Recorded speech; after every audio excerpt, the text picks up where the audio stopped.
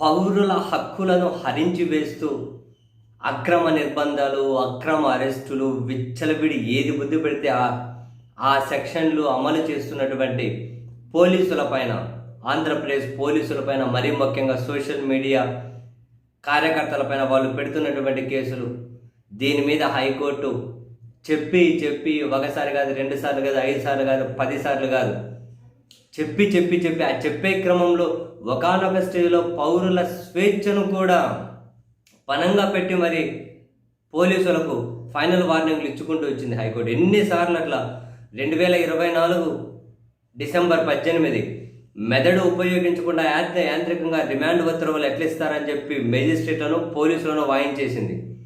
జనవరి 6, 2025 కోర్టుల కన్నా మీరే ఎక్కువ అనుకుంటున్నారా అనేది.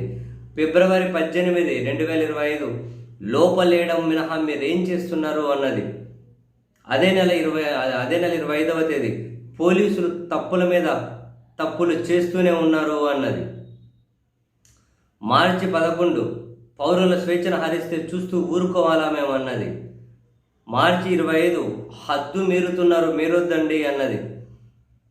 ఏప్రిల్ 10 హైకోర్టు ధిక్కారానికి పాల్పడ్డారు అని చెప్పి పోలీసుల మీద మరోసారి హైకోర్టు తీవ్ర ఆగ్రహాన్ని వ్యక్తం చేసింది.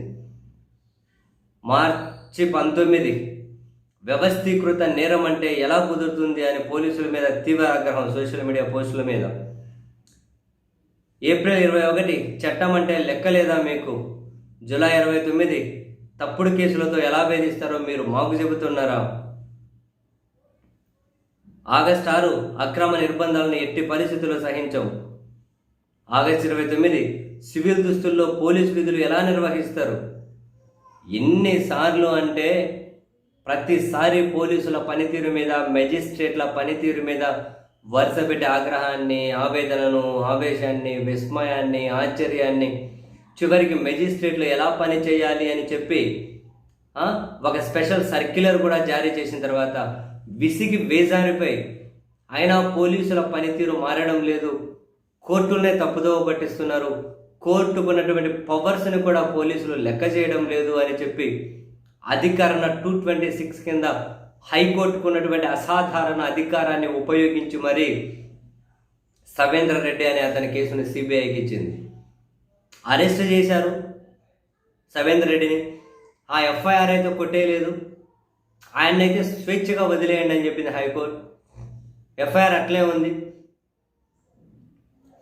అరెస్ట్ అయితే చేశారు, చేస్తే మెజిస్ట్రేట్ ముందు ప్రవేశపెట్టాలి, మెజిస్ట్రేట్ మీద మెజిస్ట్రేట్ ముందు ప్రవేశపెడతామని చెప్పి ప్రభుత్వ పోలీసు న్యాయవాది అడిగారు.